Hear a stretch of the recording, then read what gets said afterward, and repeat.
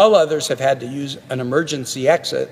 On the Canadian side, starting October 1, all Canadians will have to enter from their side of the border or pass through a security checkpoint on the U.S. side. It's a big change from the honor system arrangement the two countries have always used, users of the library said. This feels like one more step building a chasm between these nations, said Howell, who described the library as really special and a real symbol of international cooperation. Derby Line is a village of 700 people within the town of Derby, located in the rural Northeast Kingdom section of Vermont. Stansted is a town of about 3,000 residents.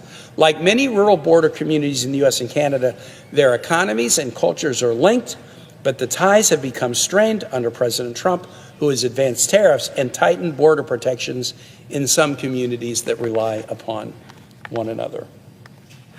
Why do this? Why do this? Like President Trump, I think it's right to say America first. But I don't want America alone.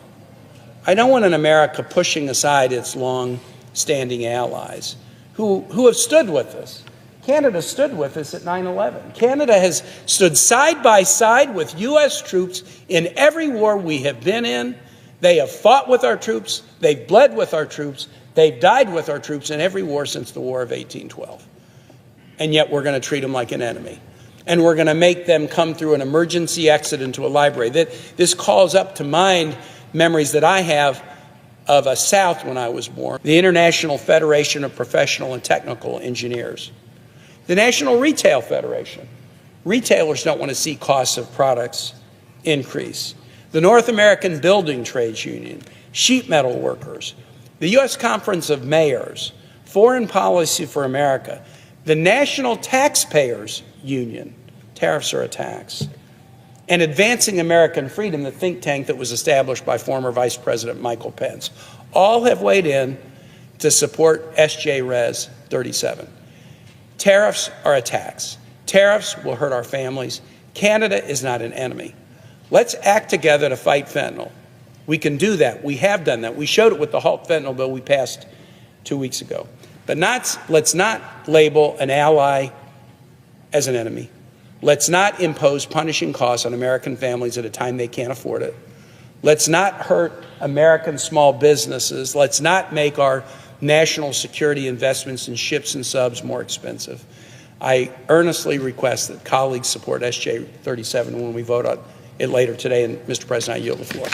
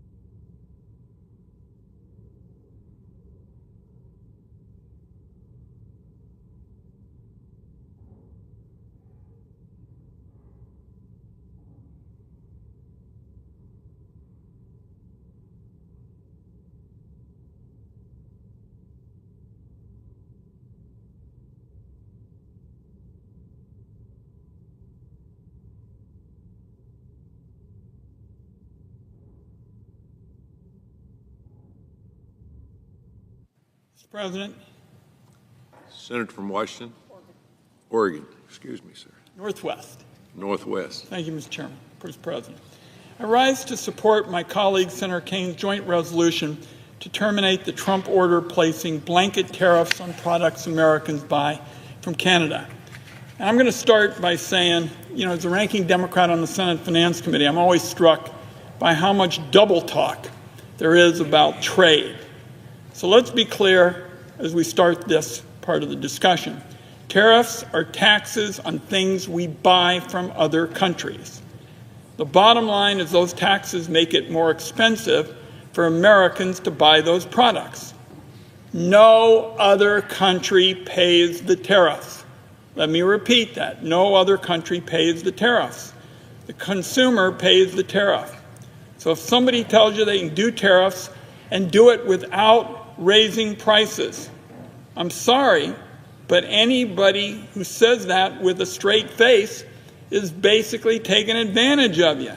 Every credible economist, every automaker, every business on the record has said that Trump's trade taxes are going to make things more expensive for Americans. Ronald Reagan's favorite economist, Art Laffer, just released a study showing auto tariffs are going to raise car prices by $4,700. The Yale Budget Lab estimates that the full Trump tariff scheme is going to cost an average family thousands of dollars a year. It's one thing if tariffs are imposed with a good strategy, like decreasing sales in the U.S. by raising prices to punish countries that cheat on trade and changing their behavior so that U.S. workers get a fair shake. I've consistently supported targeted tariffs in the past as a tool to fight back against trade cheating, especially by China. When China was stealing America's trade secrets, subsidizing cheap solar panels and then dumping them here to drive U.S. manufacturers out of business, we were shouting from the rooftops for more tariffs on these Chinese goods. But Canada is not China. Canada is America's closest ally, not a rival.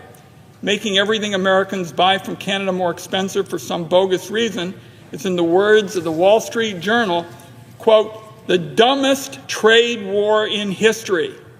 There are 8 million American jobs that depend on trade with Canada. Canada is the biggest export market for 32 states. It provides raw materials that so often farmers need to grow their crops.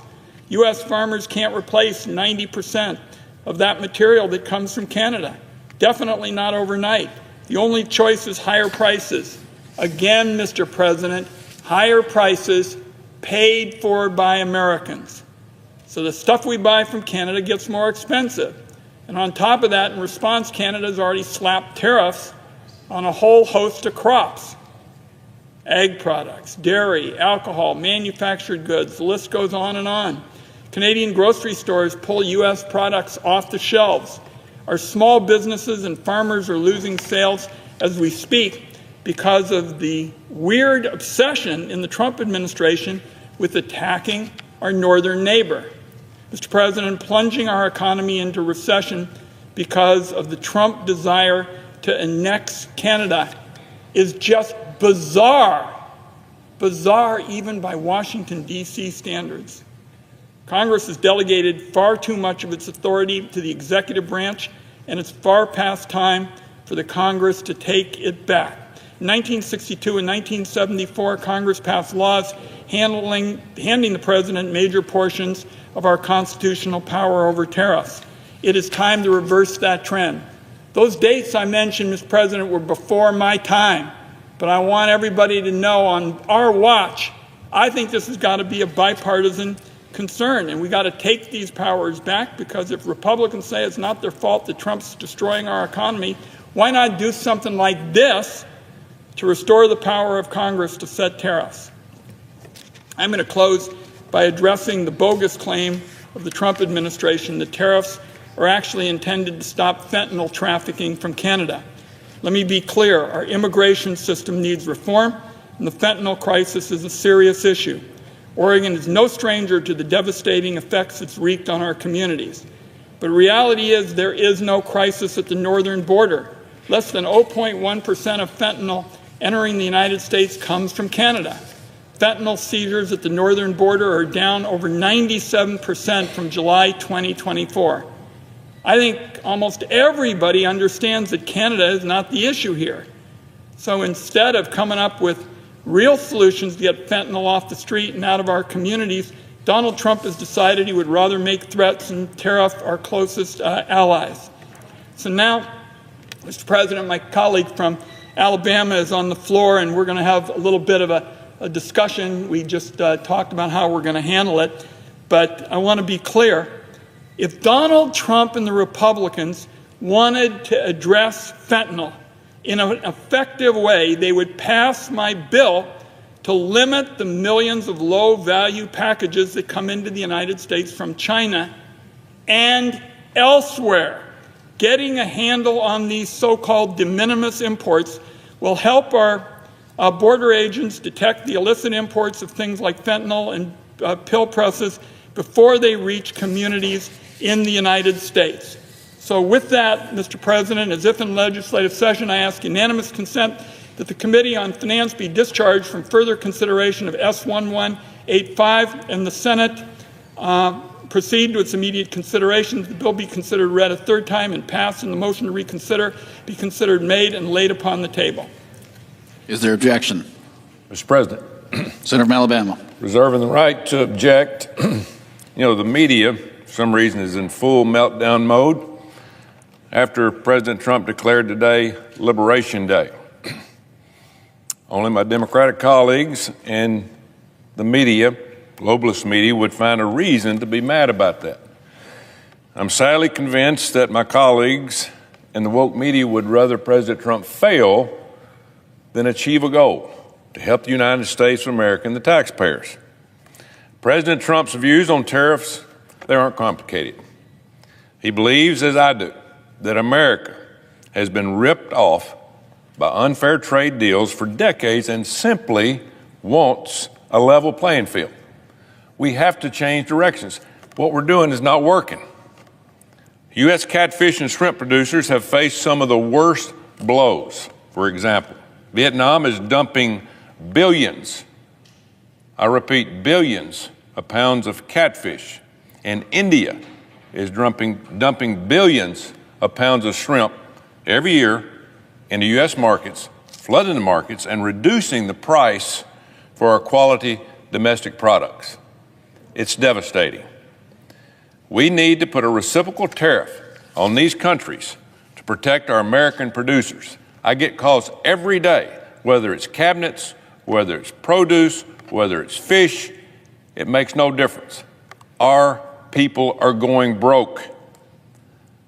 Now, I recognize that tariff actions may cause reciprocal tariffs from other countries. We need to take that in stride. In this country, we've had a party for 249 years. The United States has put that party on. The party needs to continue, but all the other countries that have been built off the American taxpayers, such as the Middle East, such as Europe, such as China, they need to start bringing gifts to the party because the American taxpayer can't afford it any longer. We're $37 trillion in debt. And the only way to pay that down is to force other people to help us. The American taxpayer can't afford it. As a result, American jobs have been sent overseas because of all the domestic problems that we're having for labor, for things that stand out for our manufacturing. We have to get manufacturing back in this country. The days are over. President Trump is 100% committed, folks, 100%. He's going to do whatever it takes to usher in a golden age for the American economy. And by the way, just the threat of President Trump's tariffs has already led India, Vietnam, and Israel to proactively drop significantly and lower tariffs against the United States before it's really even started. And it doesn't matter if you're a Republican or Democrat. We should all be united in wanting economic policies that put American farmers, producers, businesses, and manufacturers first. So, Mr. President, for that reason, I object. Mr. President, Objection is heard. Senator from Oregon. so I listened very carefully to my colleague from Alabama, and I don't believe my colleague used the word fentanyl. And that's what we're concerned about in the Pacific Northwest. We're concerned that this fentanyl has hit our country and our region like a wrecking ball.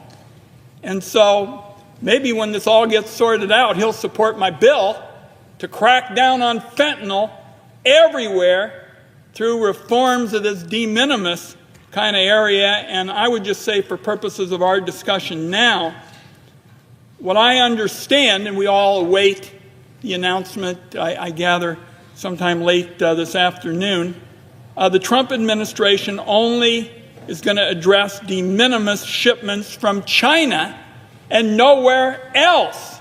And we got to make this comprehensive.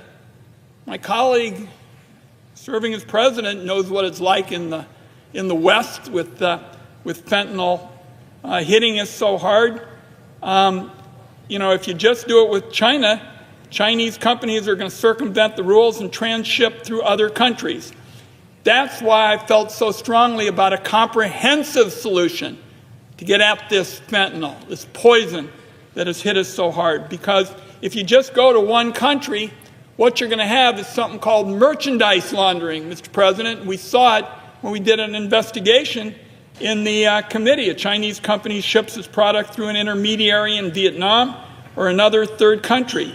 The intermediary then slaps a made in Vietnam sticker on the Chinese product and falsely labels the product, and they can easily evade the Chinese product restrictions.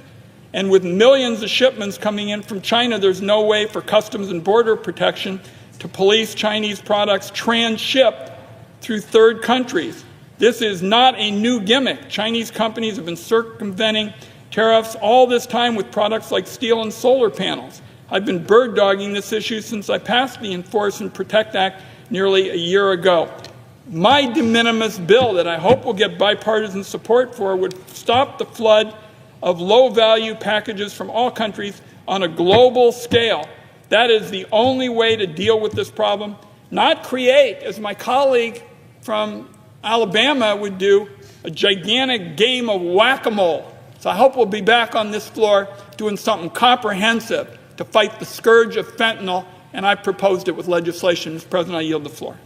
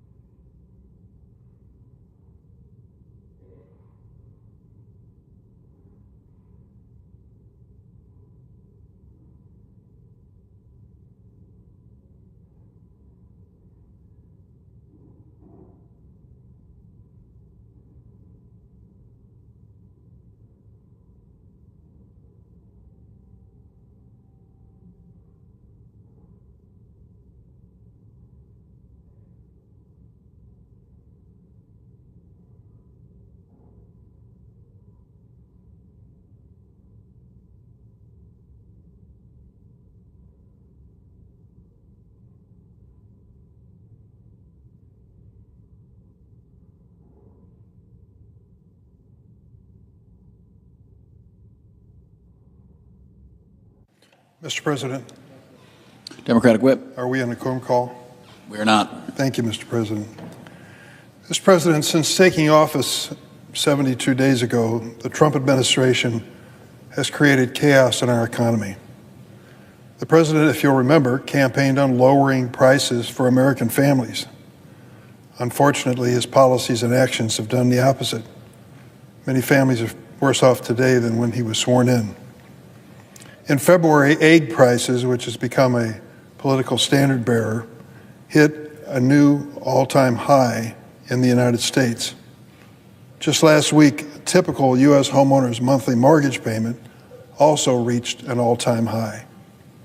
And now, Donald Trump's ill-conceived, foolish trade war with one of our top allies is the latest example of his continued pain for America's wallets. On February 1st, the President announced he was imposing a 10% tariff on energy imports from Canada, as well as 25% tariff on all other goods. Unsurprisingly, Canada answered and announced retaliatory tariffs. And just like that, a trade war with our second largest trading partner and closest ally is underway. So how did the President justify such an unprecedented, counterproductive, and harmful move? He cited the International Economy Emergency Powers Act to declare an emergency at our northern border, stating that fentanyl and undocumented migration constituted a national emergency in our relationship with Canada that justified the use of tariffs. The only problem? The justification just doesn't hold water. This International Economic Emergency Powers Act is intended for use in extraordinary cases related to foreign threats, such as placing sanctions on dictators. Trump's executive order declared a so-called emergency at our Canadian border and tied it to Canada's failure to prevent illicit drugs from being trafficked across the border. But Canada is openly willing to address this shared challenge and has cooperated with the United States. Let me be clear, preventing the trafficking of fentanyl is a bipartisan priority, but the fact remains that less than 1% of fentanyl intercepted at the U.S. border comes from Canada. Less than 1%. And Canada has made it clear long ago they're willing to work with us to reduce that amount. The President's use of IEPA to attempt to justify these tariffs is a shoddy excuse to ram through an unpopular agenda and bully yet another close ally of the United States. The President is manufacturing a fake emergency as a guise to enact billions of dollars in taxes on American consumers to fund massive tax cuts for his billionaire buddies. That is unacceptable. The consequences of this trade war will be painful and avoidable. Everyday Americans will feel it. If fully enacted, Trump's trade war will cause price hikes on nearly all basic goods. A new mother buying formula for a baby, parents buying groceries, young person saving up for a car, every American's going to feel it. This tariff policy of President Trump is going to be painful for American families. The impact on farmers, workers, consumers, and businesses across my state of Illinois, sadly, is going to be devastating. Canada is Illinois' largest export market. Illinois exports to Canada totaled $20 billion in 2023. Illinois ranks fifth among 50 U.S. states in exports to Canada, first in imports. And states across the nation are going to feel a similar impact. So it's no surprise the vast majority of Americans cannot understand what the President is trying to do when it comes to our relationship with a good friend, trusted ally, and historic partner, Canada. But President Trump recently said he couldn't care less. If car makers hike prices in response to tariffs, couldn't care less. Pushing forward with this plan that economists, experts, and even the White House itself admits is going to be painful for American families. The last election was all about the cost of living. This is going to raise the cost of living for families across the United States, this tariff war. How does unnecessarily tanking our economy, alienating our allies, and taking money out of the wallets of Americans make us great again? Right now, we should be focused on common sense ways to lower prices and fight inflation. We should be taking genuine steps to slow the flow of fentanyl across our borders, which Canada has made it clear they want to cooperate with us in achieving. We should be working with and not fighting against our closest allies like Canada, and these tariffs do none of that. That is why I'm supporting Senator Tim Kaine's resolution to block the president's abuse of emergency powers. I know Senate Democrats will stand up for American consumers. Can a few Republican colleagues join us? Or will they continue to let Donald Trump and Elon Musk enrich billionaires at the expense of hardworking American families? Mr. President, I ask that the following statement I'm making be placed in a separate part of the record. Without objection. Mr. President, one of the most important appointments of a President of the United States is a U.S. Attorney. All across the United States, some 90 U.S. attorneys represent the Department of Justice. They do critical work that is essential for the safety and security of America. And the announcement by this administration of Edward Robert Martin Jr. to serve as U.S. Attorney for the District of Columbia raises so many questions that I've come to the floor today. Prior to his appointment as an interim U.S. Attorney, Mr. Edward Robert Martin Jr. made stunning attacks on federal prosecutors and associated himself with individuals who present a threat to our nation. Mr. Martin was a leader of the so-called, quote, Stop the Steal movement, which illegally and from a ridiculous point of view pushed that the 2020 election was not determinative of who was elected president. Mr. Martin himself was on the grounds of the U.S. Capitol on January 6th and has repeatedly downplayed the violence perpetrated against law enforcement that day. That happens to be a crime scene which I'm familiar with as a member of the Senate because we were exposed to the crowd storming into the Capitol, storming into the floor of the Senate chamber. Mr. Martin posted the following on social media, quote, like Mardi Gras in D.C. today, love, faith, and joy, ignore fake news, close quote. That's Mr. Martin's description of what was happening in this Capitol building as 140 law enforcement officers were being attacked. Mr. Martin once labeled federal prosecutors in D.C. Mr. Martin once labeled federal prosecutors in D.C. employees of the very office he now seeks to lead as terrorists, quote unquote, for pursuing stiff sentence against violent January 6 rioters. Mr. Martin said, and get this, quote, oath keepers are all of us, in response to a Justice Department prosecution of the leader of this domestic violent extremist organization for seditious conspiracy. Mr. Martin called prosecutors' treatment of insurrectionist Christopher Worrell outrageous. This is a man seeking full-time position as U.S. Attorney, saying that the prosecution of Christopher Worrell was outrageous. He falsely claimed Mr. Worrell was only in the fray a bit, not much, but a bit. In fact, Mr. Worrell, a member of Proud Boys, was sentenced to 10 years in prison for assaulting a group of police officers here in the Capitol with deadly and dangerous weapons. The very day that Mr. Martin called Mr. Worrell's treatment by prosecutors outrageous, Mr. Worrell was a fugitive from the law. He had cut off his GPS ankle monitor 4 days before his scheduled sentencing on August 14, 2023, and was not apprehended until 6 weeks later. Mr. Martin also has extensive ties to this man.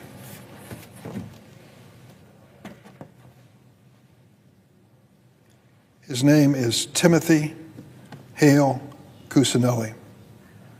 He was a January 6 rioter who prosecutors describe as a subscriber of, quote, white supremacist, Nazi sympathizer ideologies that drive his enthusiasm for another civil war, end of quote.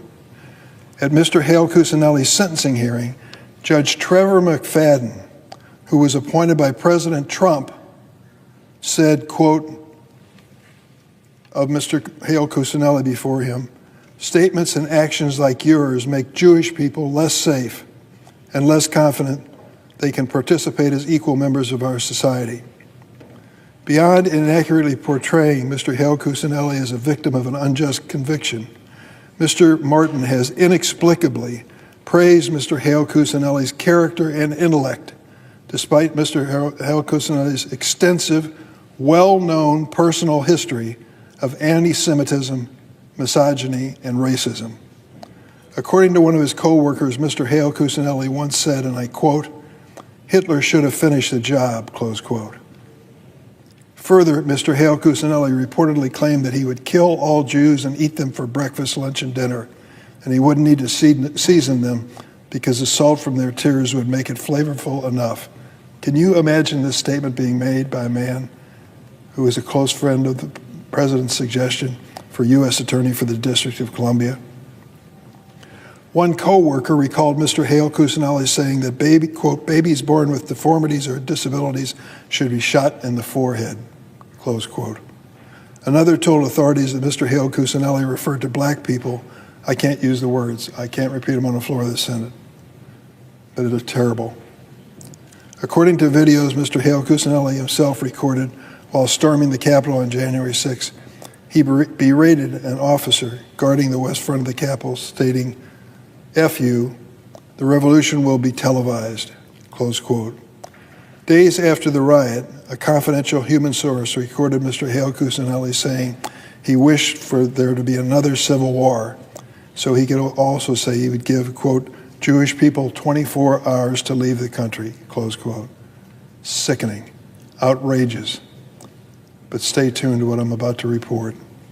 In September 2024, Mr. Martin, Mr. Martin, the nominee for U.S. Attorney, presented this man, Mr. Hale Cuccinelli, with an award at the Trump Bedminster Club in New Jersey. Mr. Martin called Mr. Hale Cuccinelli, quote, an extraordinary man he is, an extraordinary leader.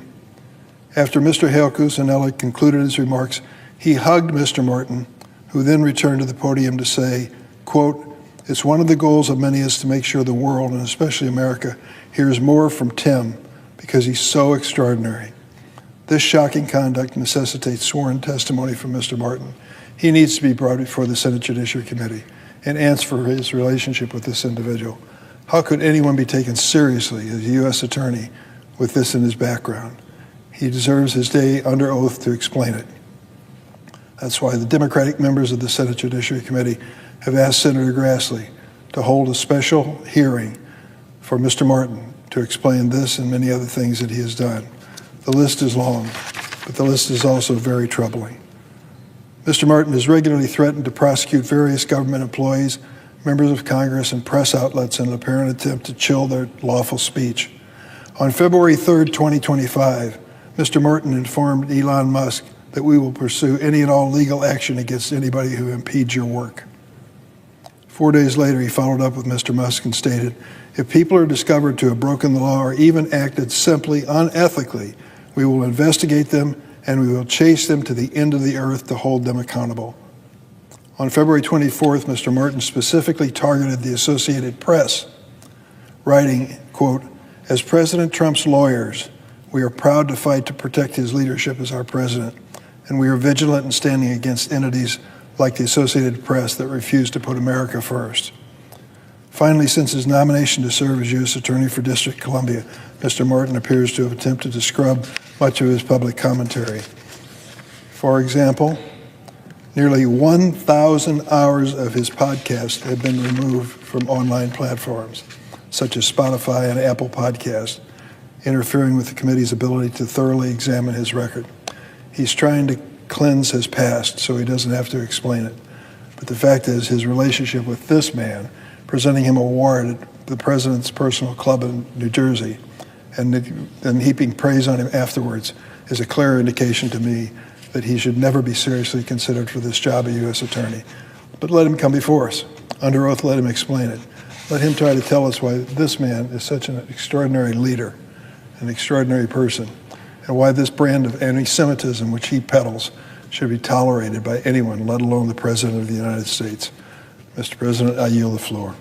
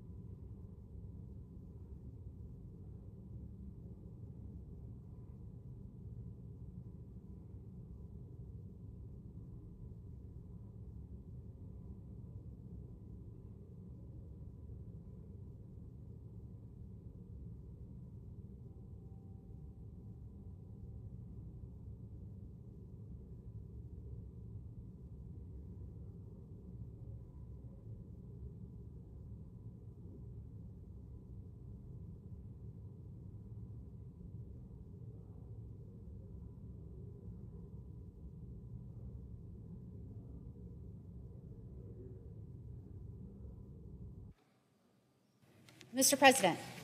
Senator from Florida. Good afternoon. I rise today in the Senate chamber for the very first time as a United States Senator to address a topic, unfortunately, that has become important to so many states, so many communities, so many families across this great nation. Before I became a United States Senator and one of your colleagues, I was the Florida Attorney General. For the past 6 years in that position, I made it my mission every day to fight against the opioid crisis and put poison peddlers that sought to do harm to our families behind bars. As many of you know, fentanyl now kills more Americans than any other drug by far, and it is the leading cause of death for working age and fighting age men and women. It is also the cause of death of infants and children that are exposed to this substance, and that number is increasing exponentially. Florida is no stranger to the opioid epidemic. We suffered from a pill mill crisis, and we had to address that by tightening our laws and making sure people had access to help. Following that, we saw a surge of fentanyl pouring into our country and people overdosing from that drug. Fentanyl now claims 70,000 lives a year. It is the deadliest drug our nation has ever encountered. And that is why it is vital that we continue to not lose focus that this is the deadliest thing facing our men and women right now. This is our challenge. We cannot be distracted, and we have to stop this drug from coming across our borders and into our communities. And that is why we have to continue to provide law enforcement the tools that they need to get this drug off our streets and make sure we're providing life-saving medications like naloxone to first responders, and that people that are struggling with addiction know where to get help. After 4 years of a wide-open border and free rein given to drug cartels to smuggle illicit substances into our country, it is no surprise that our nation was flooded with fentanyl. In Florida, we fought back. Despite this surge, our law enforcement officers were up for the task. Our leaders gave us additional resources. Florida led the nation in fentanyl seizures. I, back in 2003, called for the cartels to be labeled foreign terrorist organizations. President Biden ignored our calls. I called for the border to be closed, and then head of DHS to be fired for allowing drug smugglers and countless amounts of fentanyl to flood our country. Those calls were also ignored. So Florida took Biden to court. First, when he stopped deporting those here illegally, committing serious felonies against our citizens, we took him to court. And then when he started welcoming in and paroling everyone into the nation that was barely vetted, we took him to court and we won. We also sent Florida law enforcement to the border to slow down the flow of drugs. We ramped up interdiction efforts with Florida Highway Patrol and Florida Department of Law Enforcement. We fought back with everything that we had. The death and destruction caused by illicit fentanyl started to decline. We started to see hope. Before I left the Attorney General's office, Florida reported 2 straight years of reductions in the number of drug-related deaths. According to a recent FDLA Drugs Identified in Deceased Persons by Medical District Examiner's annual report, fentanyl deaths in our state of Florida dropped 10%. This rate of decline is well ahead of the national average, which declined by about 2% during the same time. Still, thousands across our nation are dying, tens of thousands, and we cannot take our eye off the ball. While we've had success in Florida, we must push forward across the rest of the nation to deliver accountability and protection to the American people. Florida has always been a leader in law and order, and we've understood the danger presented by fentanyl. We understand that many Americans take this deadly drug not even knowing that it is in something else they are ingesting, within counterfeit pills. We classified as fentanyl as a Schedule I controlled substance back in 2017. This allows easier prosecutions for these types of cases. It is time that the federal government follow the requests and the pleas of national law enforcement organizations, including the DEA, that is calling for fentanyl and fentanyl-related substances to be scheduled permanently as Schedule I controlled substance. When I got to Washington, one of my first actions was to join the Halt Fentanyl Act as a co-sponsor. As Attorney General, I led other states in calling on Congress to pass this bill. And now, as Florida's newest United States Senator, I will work tirelessly to make sure this gets done. I'm so proud of my Senate colleagues. Last month, we passed the Halt Fentanyl Act through the Senate, and now it is in the hands of the U.S. House. This bill will ensure federal agents and prosecutors have the tools they need to send a strong message to drug traffickers. If they continue to bring poison into our country, they will be held accountable. That has always been the case in Florida, and I am so proud of my friend and predecessor, former Florida Attorney General Pam Bondi, who is taking this fight directly to the cartels. The American people gave our great president, President Trump, a mandate last November. That was to restore law and order, make sure people were held accountable for their crimes. We believe, as a Floridian, the first Floridian president in our nation's history, that he is going to take that approach that we've had in Florida to the rest of the nation. While my calls for a closed border and a declaration of drug cartels as foreign terrorist organizations fell on Biden's deaf ears, it is no surprise that President Trump immediately got to work on this. On day one, he closed the border. We've seen a 93% drop in illegal crossings since then. Turns out we didn't need a new law. We needed a new president. As one of his first acts, he declared the cartels foreign terrorist organizations. I am incredibly excited to work alongside my new U.S. Senate colleagues and President Trump as we begin to make America safe again. And this includes voting based on priorities that will make our communities and families safe. We have a great opportunity in Washington right now to fight this crisis instead of fueling it through unlawful immigration policies. Now we need to do our part. We need to urge the U.S. House to pass the Halt Fentanyl Act and get it to the President's desk as soon as possible. Mr. President, thank you, and I yield the floor. Senator from Nebraska. Thank you, Mr. President. I rise today to join my colleagues in talking about the fentanyl crisis that Joe Biden created in our country.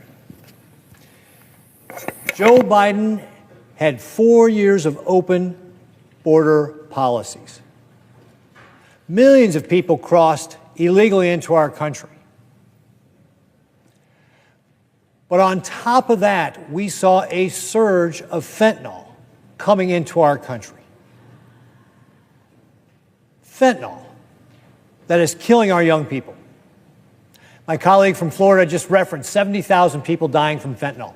Fentanyl is the leading cause of death among our young people age 18 to 45.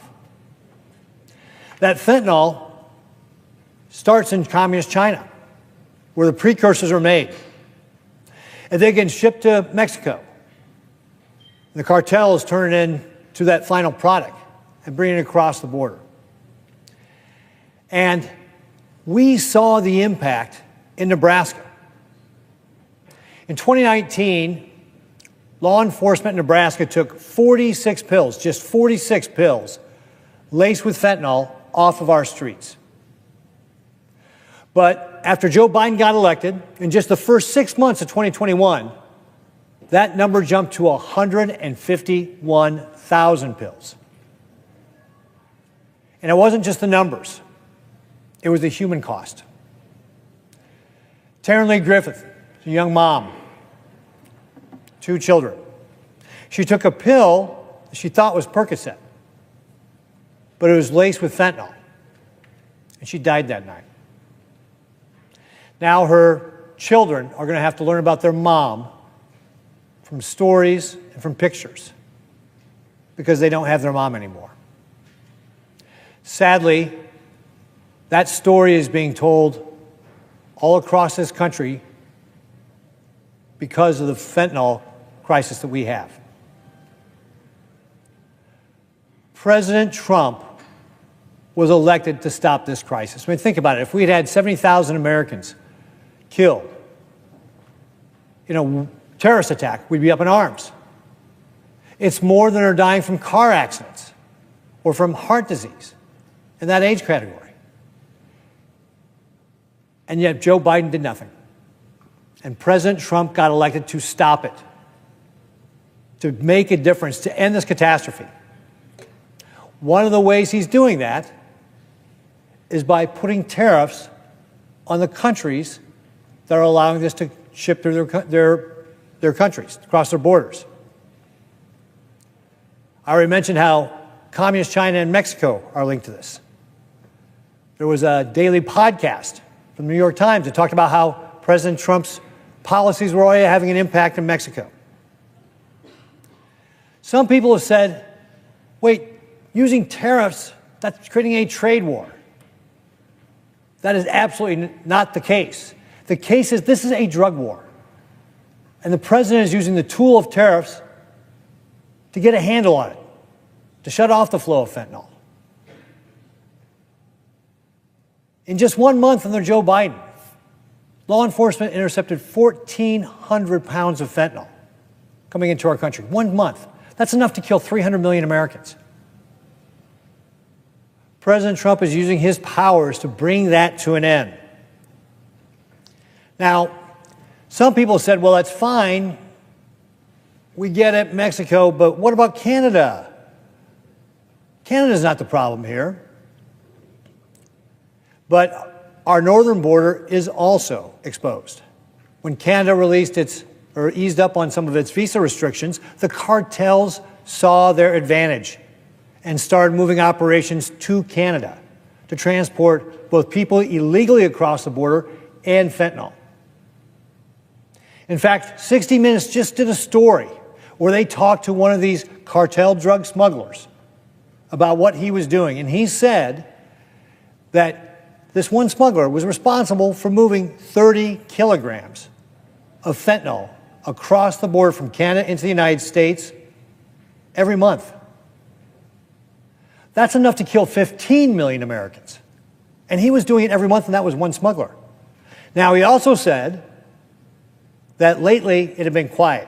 They hadn't been moving as much fentanyl. And again, that gets back to President Trump taking a stand to get our neighboring countries to start enforcing their border, to put more resources there, and to start blocking this fentanyl before it gets into our country. These policies are having an impact. They are working. We need Canada and Mexico to continue to do more. President Trump is using his powers to be able to help stop that flow of fentanyl. We are here standing up for secure borders, standing up for American families, standing up for those families who have lost loved ones already to this terrible scourge. We cannot afford to return to an open borders policy. We have to have secure borders. The stakes are too high. Too many lives have already been lost. President Trump is leading the fight to secure our border and stop the flow of this horrible drug into our country. And I am proud to support him in doing that. Mr. President, I yield back.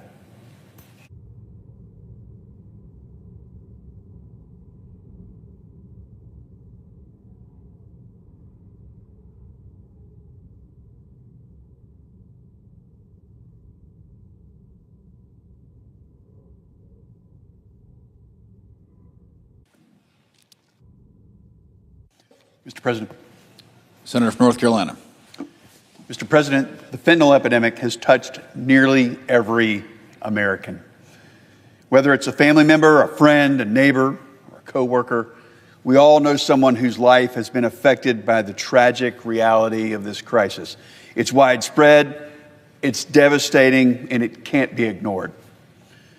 For too long, this crisis has been fueled by the chaos at our southern border, and now it's happening at our northern border. Today, I rise to honor the American lives lost to our country's horrific fentanyl epidemic, and I call on our Canadian allies to shut down these operations before more devastation occurs. For many Americans, it started with a prescription. For others, it was a single accidental exposure. But for too many, it ended the same way, with a loss of life and eternal grief that comes from losing a loved one.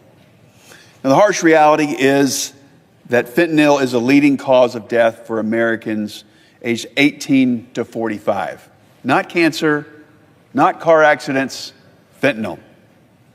Last year alone, as my colleagues have shared with you, more than 70,000 Americans died from a fentanyl overdose, and unsurprisingly, the Biden administration failed to act.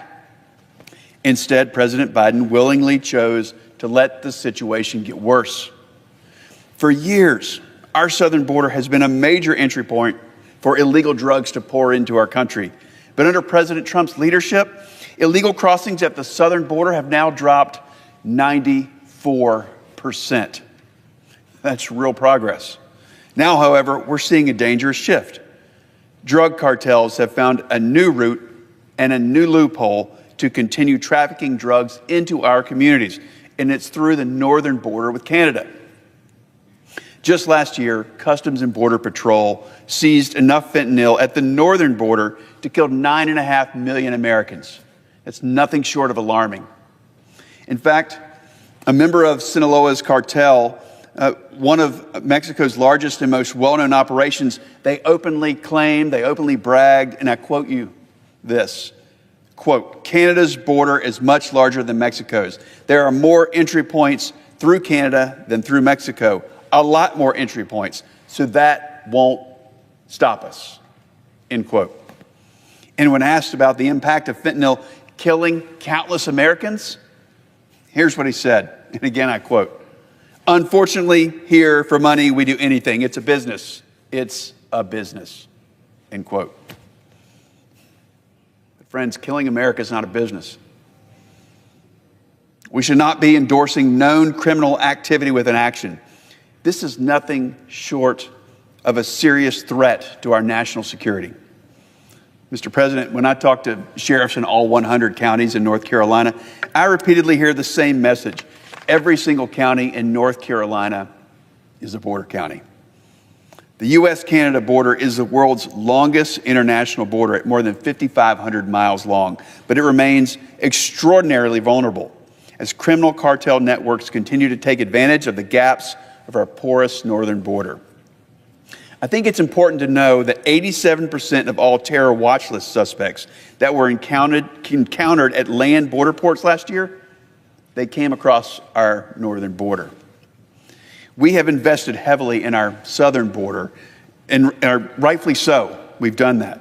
And we should continue to do so at our southern border. But the northern border has been overlooked and under-resourced for way too long. Our law enforcement officers, they're doing everything that they can, but without enough resources, they're being set up to fail. And that's not fair to them. We're just watching history repeat itself, and if we don't act to provide our law enforcement officials with the proper tools and technology that they need to defend our northern border, we're going to allow this to get even worse. And what's even more disturbing is that Mexican cartels are now setting up fentanyl labs in Canada and expanding their role in the global drug trade. Now, as our ally, we need Canada to step up before more lives are lost, because the truth is that behind every statistic is a grieving family. And the American people deserve more than just empty words. They deserve real action. The fentanyl crisis will not only continue to strangle our country until we deal with the threat at our northern border, like the emergency that it truly is. I yield the floor.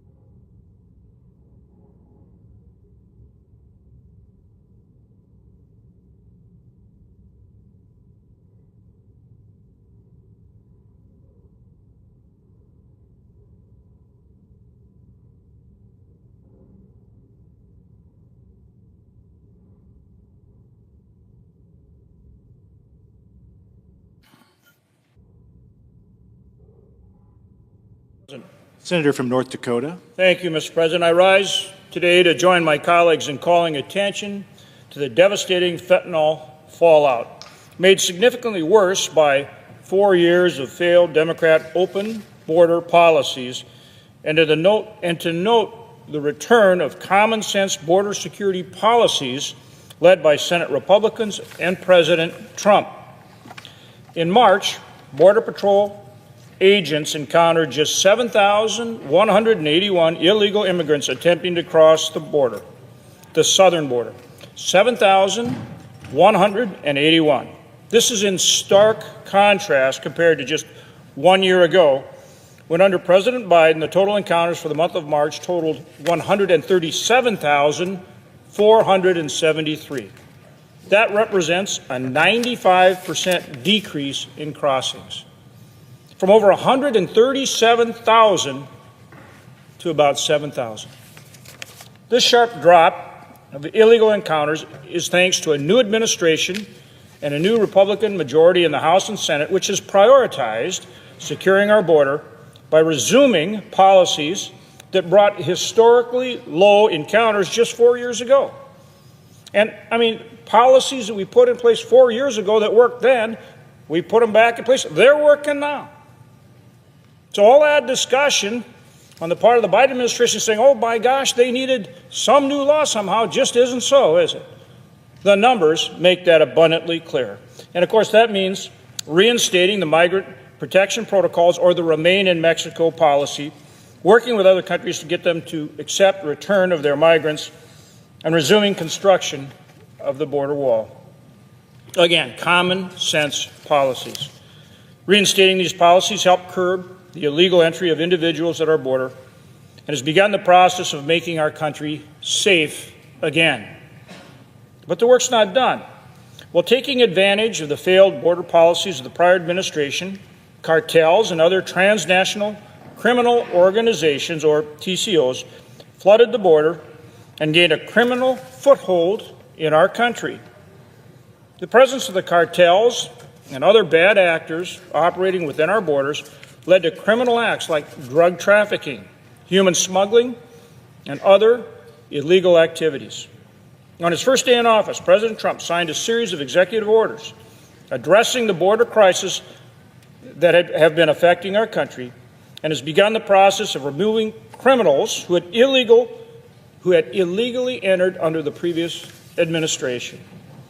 These executive actions have served as the first steps in reversing the catch and release policies that allowed members of cartels, gangs, and violent transnational criminal organizations like MS-13 and Tren de Aragua to remain in the United States while operating criminal enterprises. By declaring an emergency at the border, DHS, DOD, and DOJ were able to take a whole-of-government approach and begin working together to identify the criminals that were illegally operating these networks within our country. The result of these harmful Democrat open border policies has been felt by us all and have turned every state into a border state. Leadership for the DEA Omaha Division, which includes my state, said it plainly and simply: the repeated presence of fentanyl in our communities is due to outside forces. Quote, the precursor chemicals are coming from China. They go down to Mexico, and from there, they're pushed up into our communities. End quote. The numbers reflect this. 2023 officials in North Dakota seized 21,000 more fentanyl pills than the year before, 30 pounds more meth, and 2.5 times more pounds of cocaine. Last month, the Republican majorities in both chambers, House and the Senate, voted to continue funding for key programs at DHS and DOJ that combat the rise in illicit drugs like fentanyl. Unfortunately, our colleagues across the aisle voted against that effort. While the United States stands prepared to take on the scourge of fentanyl that is impacting our citizens, other countries must step up as well. As a result of the actions taken by this administration, both Canada and Mexico have begun to be engaged partners on this issue. In February, the President of Mexico agreed to send 10,000 National Guard troops to help secure its northern border with the United States. And the Canadian government has named a fentanyl czar, listed Mexican cartels as terrorist groups, and launched a Canada-U.S. Joint Strike Force to combat organized crime, fentanyl, and money laundering. Additionally, the Canadian government has increased its law enforcement presence at the border with a 56% increase in border personnel at land borders and ports of entry. CBP officers, Border Patrol agents, state, local, and tribal law enforcement are stepping up to take on the fentanyl crisis at our borders. I urge our Democrat colleagues in a bipartisan way to join us and support the effort to continue securing our border and to go after the criminals that have illegally entered our country and continue to do harm. With that, Mr. President, I yield the floor.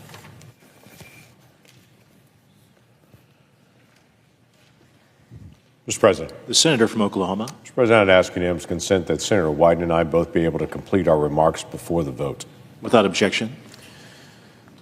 Mr. President, I do appreciate so much my colleagues coming to the floor just to be able to talk about the scourge of fentanyl and what it's really doing in our communities on this. Senator Ricketts, Senator Moody, Senator Budd, Senator Hoeven have spent a lot of time laying out the challenges that we really face. I think most Americans know it and have seen it. They just don't realize how fast it's really moving. 10 years ago, we had 700 deaths in the country due to fentanyl. Last year, we had 87,000. That's the acceleration we've seen in the decade. The vast majority of fentanyl used to come across the border from, quite frankly, China. It was being mailed in, and then it was active work was done to be able to shut that down. It started coming through Mexico. That is aggressively, we're taking that on, and the cartels and the criminal organizations are shifting more and more to Canada to be able to find ways to be able to move it in. And the Canadians have seen that and have noted that as well by the aggressive actions that they have taken. But just to give you a quick glance at this, dealing with just the fentanyl issue, in 2020, the Canadians interdicted 1,000 pounds of fentanyl precursors. In 2021, it was 11,000 pounds. So that's the acceleration that's also happening for these criminal organizations that are trying to be able to move fentanyl into our country and, quite frankly, into Canada as well. So we're grateful for their partnership, but we definitely see this as an emergency. A decade ago, the United States did not move fast enough to be able to stop the movement of fentanyl into our country, and we've lost tens of thousands of Americans. President Trump is determined, and quite frankly, this Congress is determined, we're not going to be asleep on that again. That we will take it very, very seriously. It is a very big emergency to be able to move. So I thank my colleagues for coming here to be able to talk about it today. Mr. President, I also wanted to be able to spend some time talking about an issue that we have that we also have to address. And it's a totally different subject, but it's dealing with unemployment insurance that was actually done during the pandemic. This may not seem a big issue to some, to say that was a long time ago when we're dealing with the pandemic. Thankfully, it's more and more in our rearview mirror. But during the pandemic, we had billions of dollars of unemployment fraud that occurred during that time period. Billions. Where criminal organizations saw that America was moving fast to be able to stop the unemployment problem that was in our country. Obviously, during the pandemic itself, the United States quickly ramped up to be able to provide benefits, and criminal organizations ramped up just as fast to be able to go after it. During that time period, as far as the Inspector General has seen at this point, the Inspector General has identified $191 billion with a B, $191 billion of unemployment insurance that was inappropriately distributed. $191 billion. You may say, what's the issue with that and why are we bringing it up now? Well, unemployment fraud is a criminal action. It has a 5-year statute of limitations on that. The first of the unemployment benefits were actually put out 5 years ago this week. That means criminal organizations that moved quickly to actually try to go after unemployment insurance that did not qualify for it, 5 years ago this week, if we have not actually started that prosecution of them, they're going to get away with it.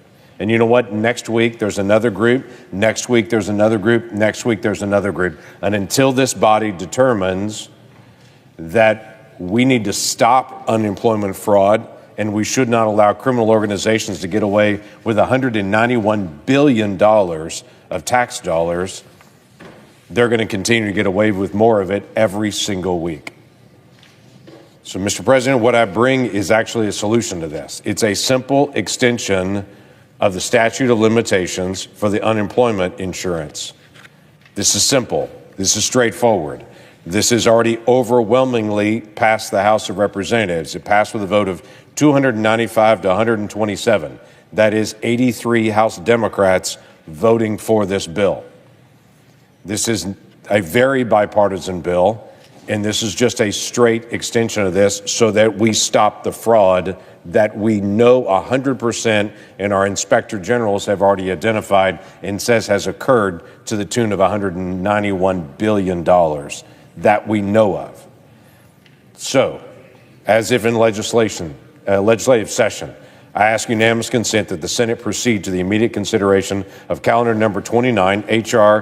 1156. I further ask the bill be considered read a third time and passed, and that the motion to reconsider be considered made and laid upon the table. An objection.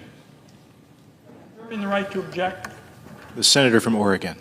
Thank you, Mr. President. First of all, I want it understood.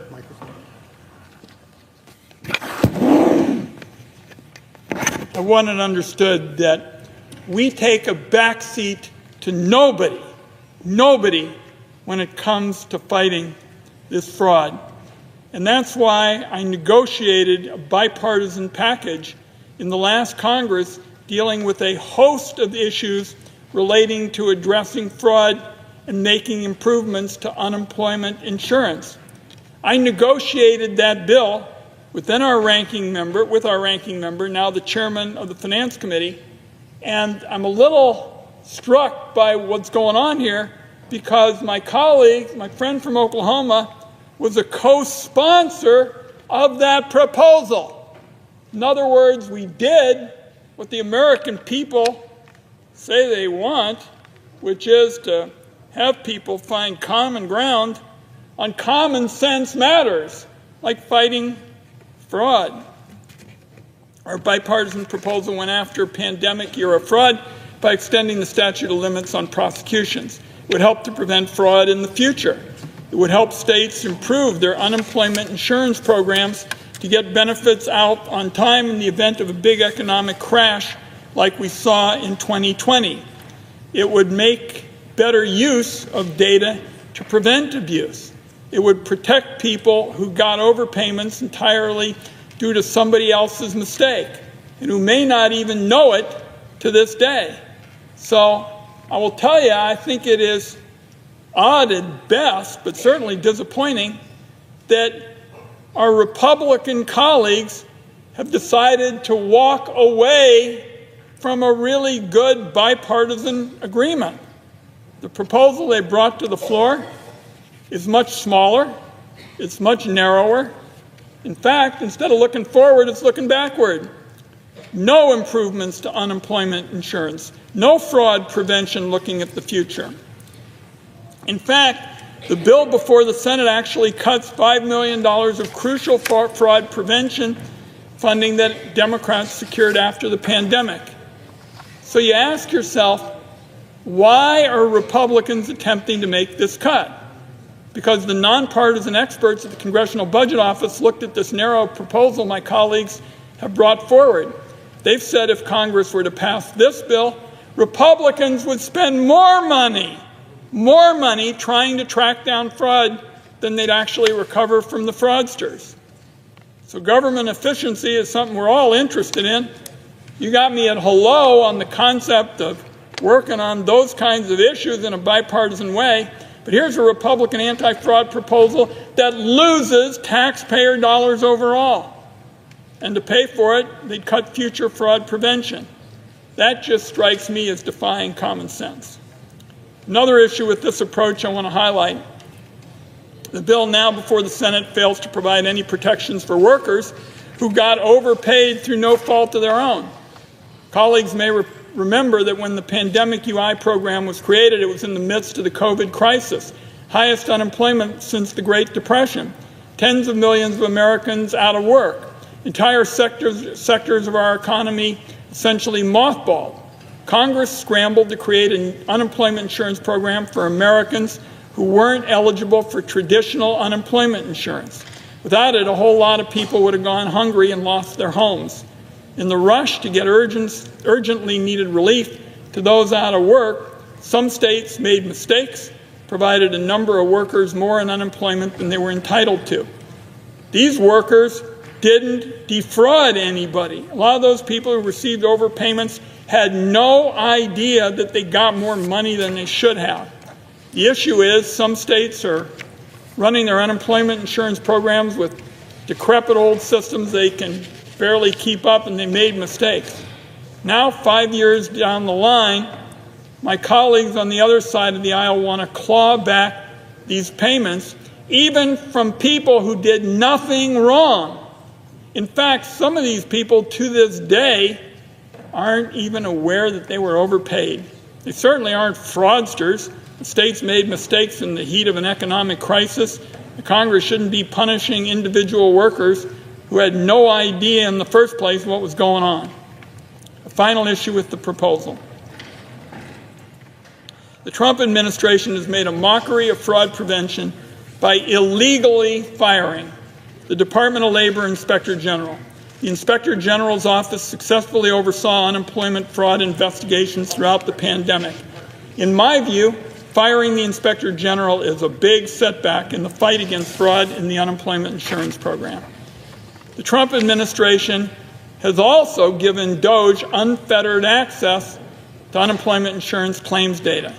The bill before the Senate would allow DOJ to falsely accuse innocent workers of fraud years after unemployment insurance helped them keep food on the table during the pandemic. That is not being tough on fraud. That is making innocent people victims. Democrats are all in on bringing criminals who defrauded the UI system to justice and building a more reliable, durable unemployment insurance system for the future. That is why, colleagues, we negotiated a really strong bipartisan anti-fraud, package. For the life of me, I don't understand walking away from that package now, especially in favor of a narrower proposal that would lose taxpayer dollars and sacrifice the effort to fight fraud. So therefore, I would ask the senator to modify the request so that the Wyden substitute amendment, which is at the desk and is the text of the Wyden-Crapo Unemployment Insurance Integrity and Accountability Act, be considered and agreed to. The bill as amended be considered read a third time and passed, and the motion to reconsider be considered, made, and laid upon the table with no intervening action or debate. Is there an objection to the modification? Reserving the right to object. The senator from Oklahoma. My friend from Oregon, and we are friends, and we have the opportunity to be able to serve together and work on a lot of issues, is correct. I'm glad to be able to see a larger proposal to deal with unemployment insurance. It's been an issue for a long time. But this is one of the most classic examples of saying the perfect is the enemy of the good. Today, we have people getting away with fraud. Today. And we can do nothing about it because the statute of limitations has run out. The House has passed a bipartisan bill by a wide majority to deal with this one problem, and they have come to an agreement on a wide bipartisan majority to say, let's at least solve this part, and then we'll work on bigger solutions later. What my friend is recommending is to say, no, let's force everyone to work on the bigger solution, and every single day let more people get away with fraud until we come up with the bigger solution and can agree on it. We should stop as much fraud as we can today and keep working on the bigger solution to be able to get the bigger issues done. If I can also say to my friend, he knows this bill well as well, this is not about incidental actions that have happened to someone who accidentally filled out something or a state did something inappropriately. This bill is very clear. That's why it had such a strong bipartisan support out of the House. This is about criminal actors. These are people that criminally engaged in large-scale fraud deliberately. It's $191 billion out there that the Inspector General under the Biden administration even identified. So I want to do as much as we can on the unemployment insurance side, but let's do things as quickly as we can to be able to stop criminal activity and to be able to prosecute those individuals. So knowing that, I will not modify my request. Objection to the modification is heard. Is there an objection to the original request? Reserving the right to object. The senator from Oregon. So let me make sure we're clear with my friend, because we do a lot of work together and I'm looking forward to continuing it. I don't see much to object to this afternoon. We both want to be all in on the fight against fraud. Those were the first words out of my mouth. Let's go all in fighting this horrendous fraud. And that's why we worked so long in a bipartisan way, because you're not the only Republican from the committee who worked with me, and it's a large bill. It deals with a big problem. And for the life of me, I can't figure out why we aren't dealing with a big problem and not creating innocent victims, more of them. So at this point, I guess there's gridlock today, but I want to extend the olive branch again, which I've been doing from day one. I want a big bill that goes after big-time fraud in a very aggressive way. And I'm still baffled by why we're not out here with a whole lot of Republicans who are co-sponsors of my bill, with the senator from Idaho as the chair, and saying this is the way we ought to be governing. But I object, and Mr. President, I hope we're back. The objection is heard. Mr. President. The senator from Oklahoma. Working on a larger proposal in the days ahead. That larger proposal is not going to move in the House in the next month, or 2 months. And in the meantime, we're going to have criminal organizations getting away with it over and over and over again. So let's move as much as we can, as fast as we can. But at least at this point, let's solve what we can today. Mr. President, Senator from Oregon. just very, very briefly, my colleague says nothing's going to happen in the House to fight fraud. I got to tell you, I don't see any fraud caucus out there in either the Senate or the House. There are no rallies for people who are committing outrageous fraud. I think we ought to move. We ought to move here. We've done the hard work. We've done the heavy lifting. And my colleague from Oklahoma knows what it's like when he's trying to put together a bipartisan bill. We've done that work.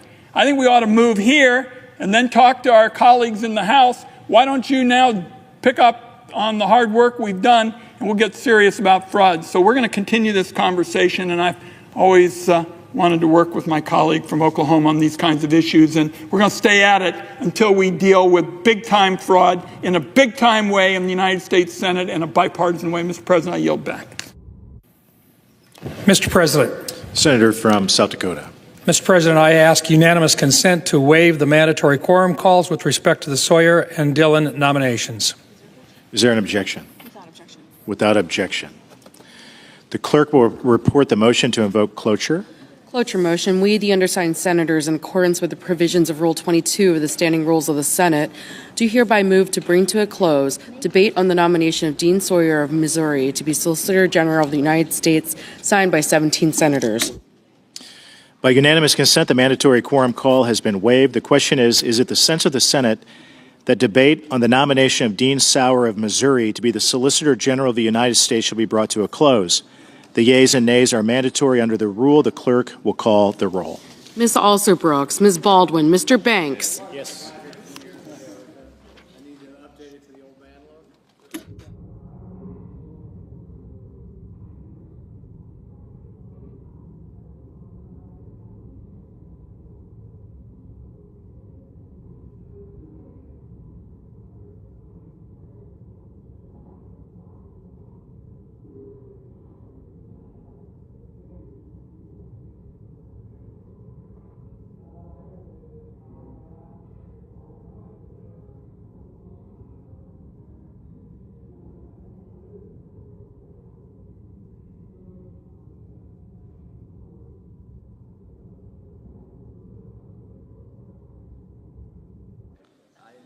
Mr. Barrasso. Mr. Bennett. Mrs. Blackburn. Mr. Blumenthal.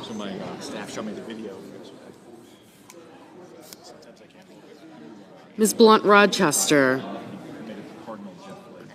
Mr. Booker.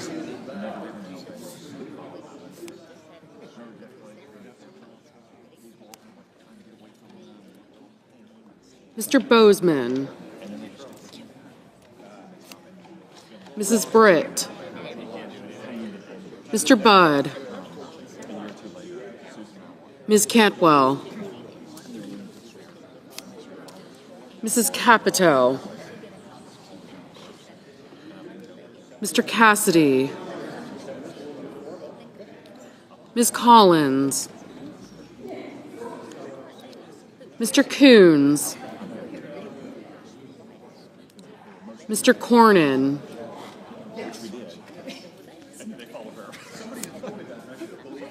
Ms. Cortez Masto.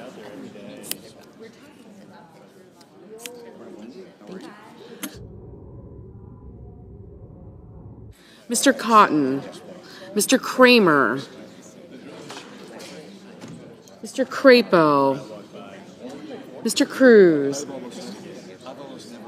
Mr. Curtis. Mr. Daines. Ms. Duckworth. Mr. Durbin. Ms. Ernst. Mr. Fetterman. Mrs. Fisher. Mr. Gallego.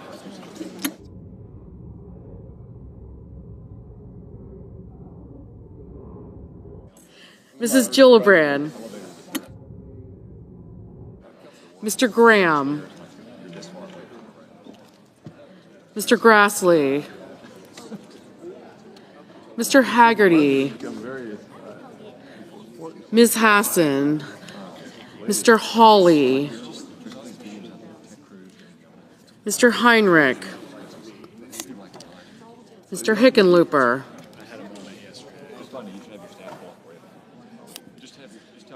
Ms. Hirono. Mr. Hoven. Mr. Husted. Mrs. Height-Smith. Mr. Johnson. Mr. Justice. Mr. Kaine. Mr. Kelly. Mr. Kennedy.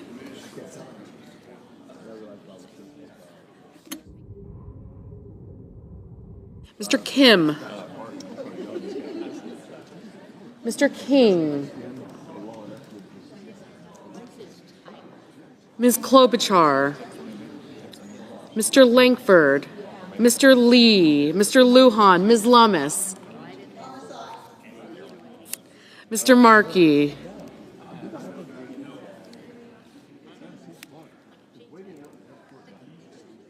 Mr. Marshall. Mr. McConnell. Mr. McCormick. Mr. Merkley. Mrs. Moody. Mr. Moran. Mr. Moreno. Mr. Mullen.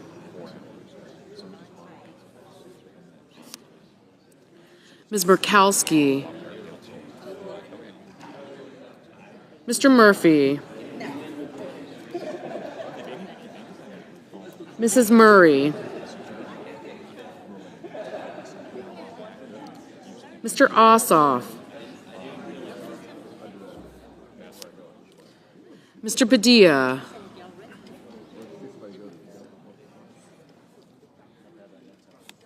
Mr. Paul.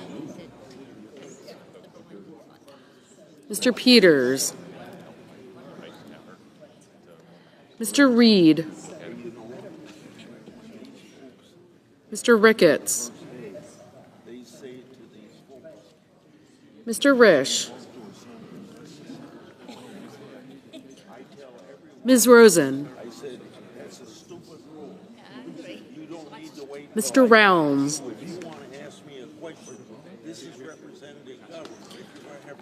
Mr. Sanders. Mr. Schatz. So just ask me anything you want to, or tell me anything you want to. Mr. Schiff. If I did something stupid today, you can tell me. Mr. Schmidt. Mr. Schumer. Mr. Scott of Florida. Mr. Scott of South Carolina. Mrs. Shaheen. Mr. Sheehy. Ms. Slotkin. Ms. Smith. Mr. Sullivan. Mr. Thune. Mr. Tillis. Mr. Tuberville. Mr. Van Hollen. Mr. Warner.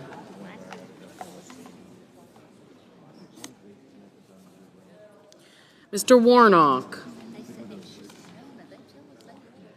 Ms. Warren.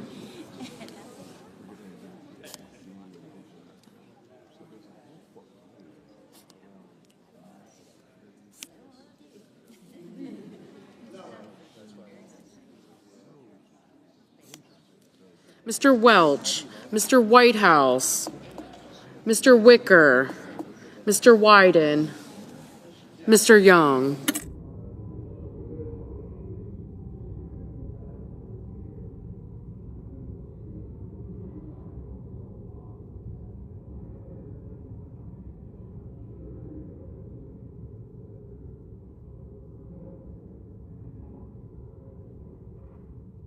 Senators voting in the affirmative: Banks, Barrasso, Blackburn, Britt, Budd, Cassidy, Collins, Cornyn, Cotton, Crapo, Cruz, Curtis, Daines, Ernst, Fisher, Graham, Grassley, Hoeven, Husted, Kennedy, Lankford, Lee, Lummis, Marshall, McCormick, Moody, Moreno, Murkowski, Paul, Rounds, Schmidt, Scott of Florida, Scott of South Carolina, Tillis, Tuberville, and Young.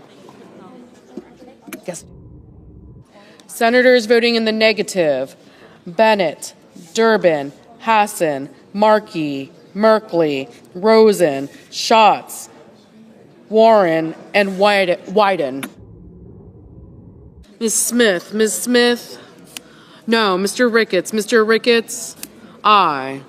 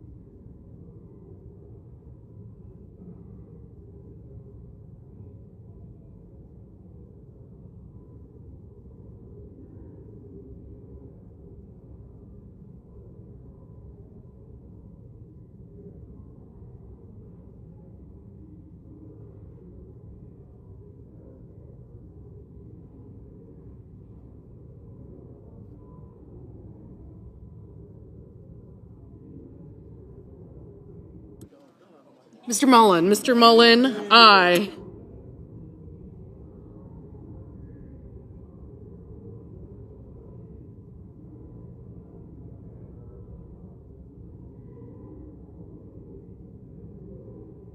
Mr. Hawley. Mr. Hawley, aye.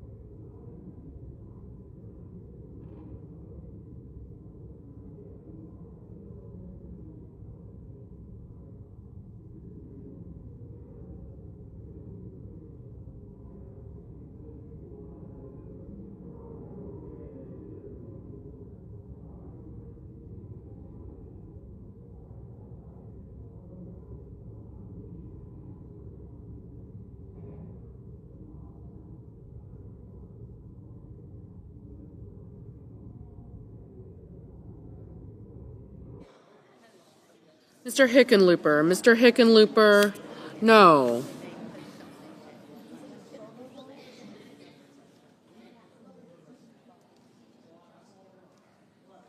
Mrs. Shaheen, no.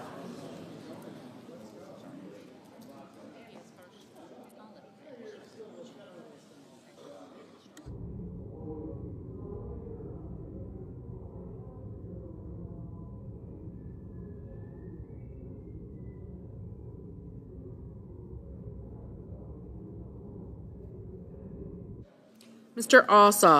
Ossoff, no.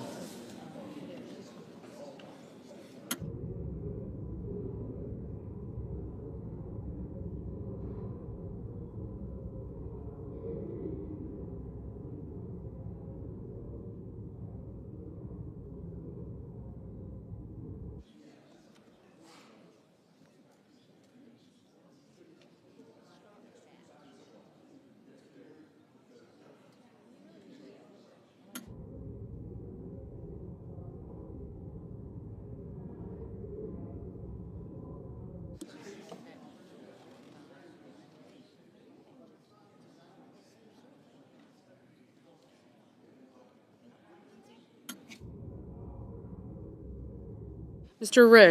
Risch, aye. Mr. Lujan, no.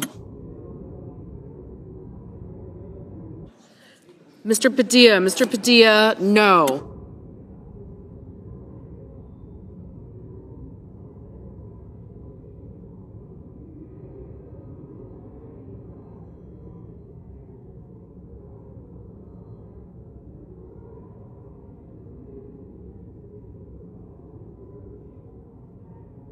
Mrs. Hyde-Smith, aye.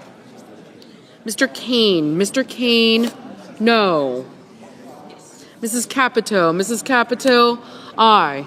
Mr. Bozeman, aye. Ms. Klobuchar, no. Mr. Schiff, no.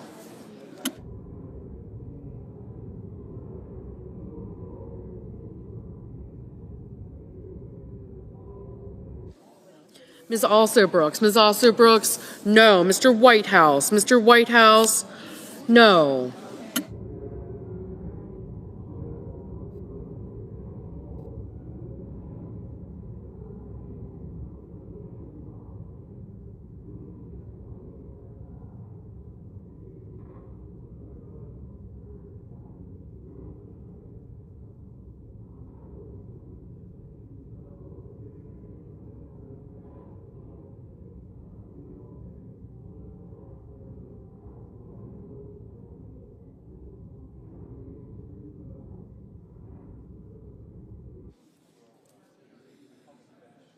Mr. Murphy, no. Mr. King, no.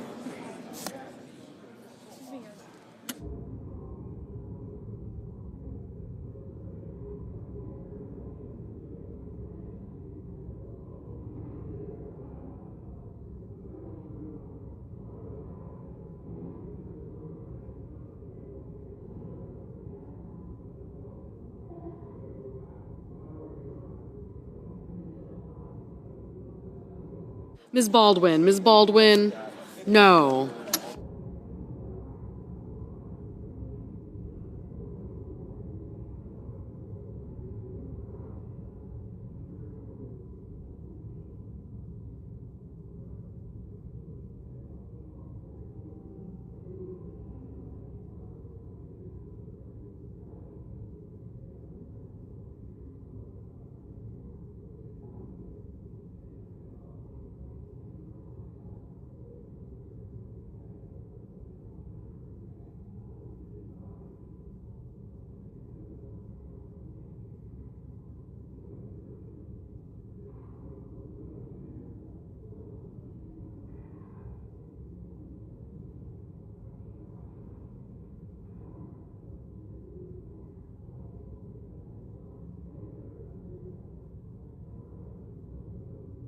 Ms. Blunt-Rochester, no.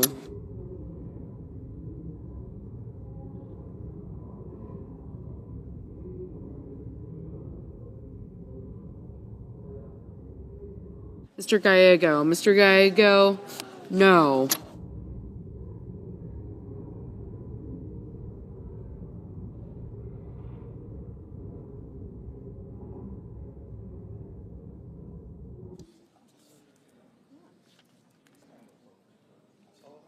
Mr. Sullivan. Mr. Sullivan, aye.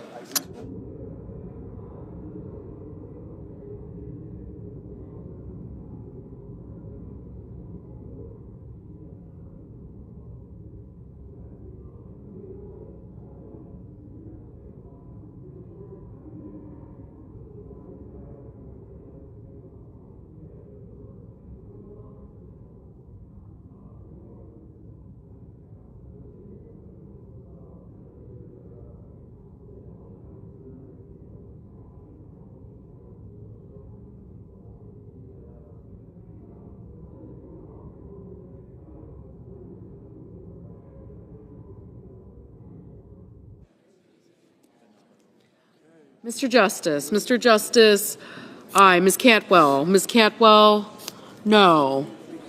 Mr. Heinrich. Mr. Heinrich, no.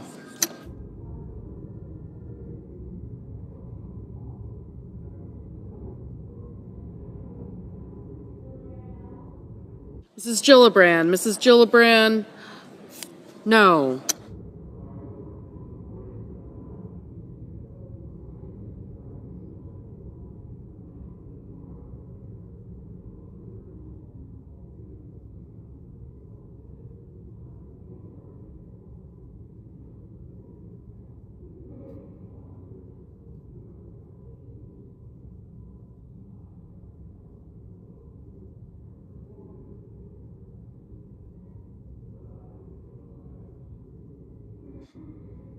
Ms. Hirono. Ms. Hirono, no. Mr. Moran. Mr. Moran, aye.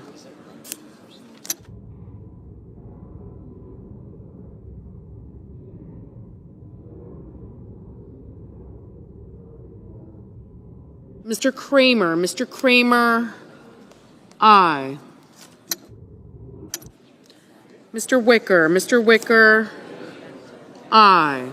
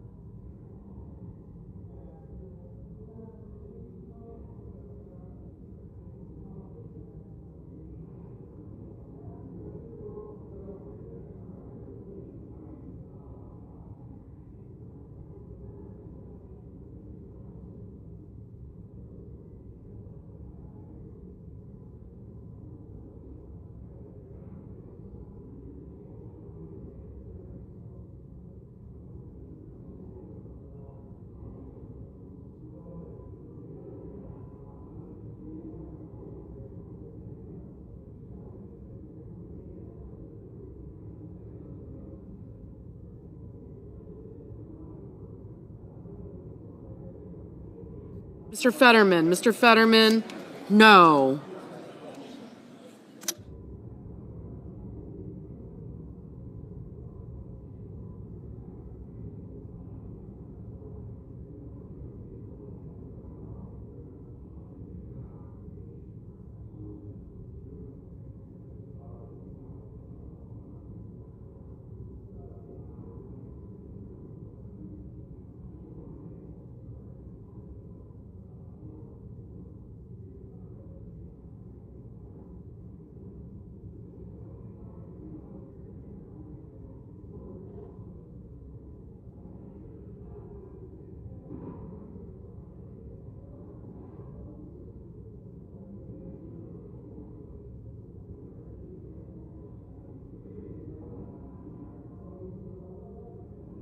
Mr. Warnock. Mr. Warnock, no.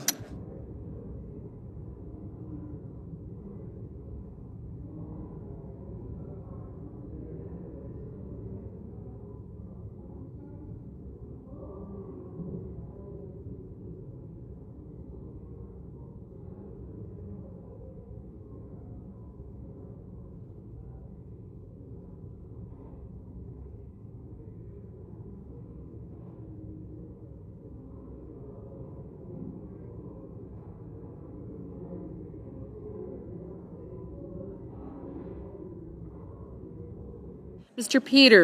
Peters, no.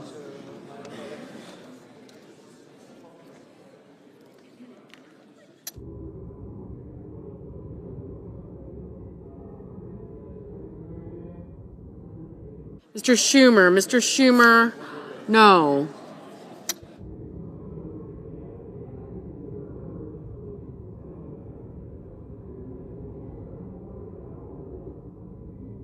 Mr. Coons, no. Mr. Haggerty, aye. Mr. Reed, no. Ms. Cortez Masto, no. Mr. Johnson, aye. I don't actually understand your number counting.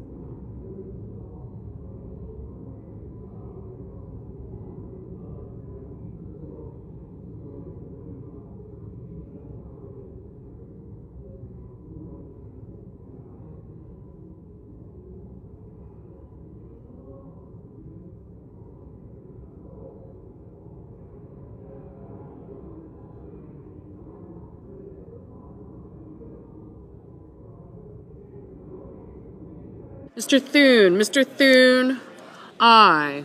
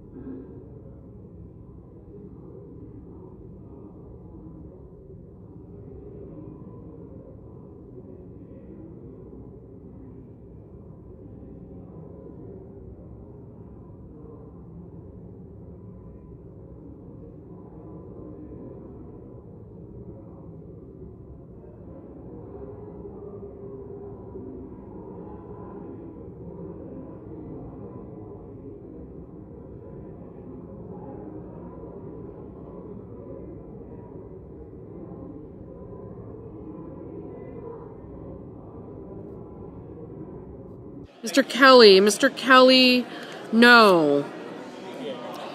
Mr. Welch, no. Mr. Sheehy, aye. Mr. Kim, no. Mr. Warner, no. Mr. Blumenthal, no.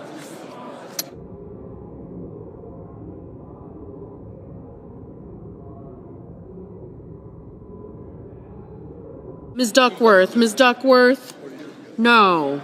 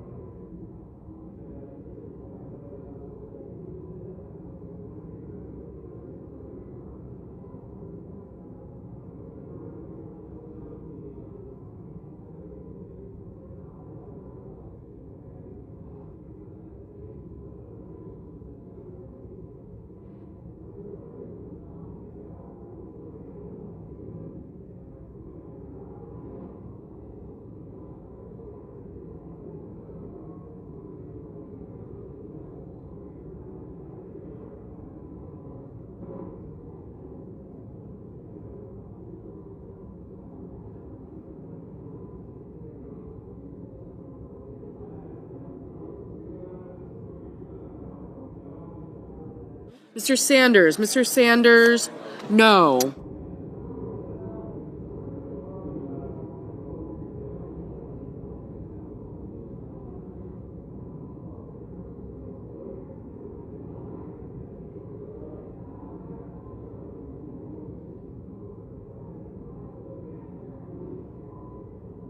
Mr. Van Hollen. Mr. Van Hollen, no.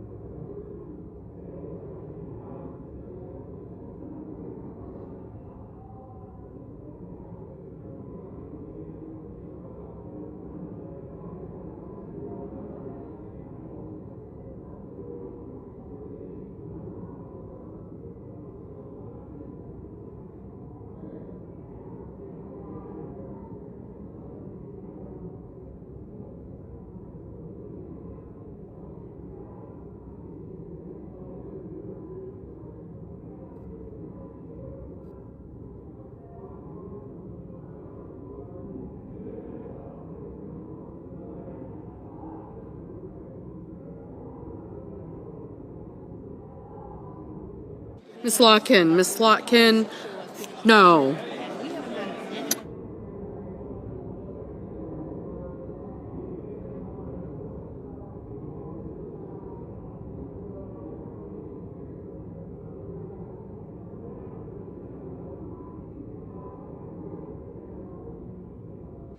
Mr.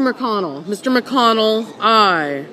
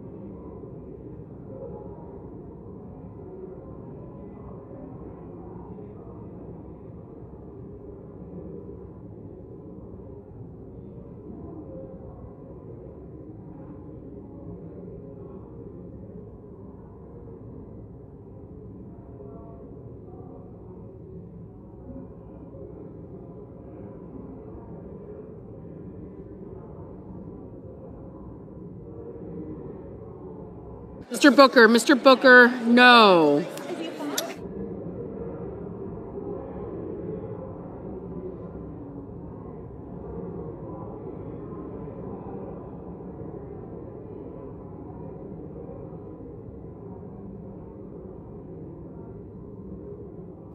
On this vote, the ayes are 53, the nays are 46. The motion is agreed to.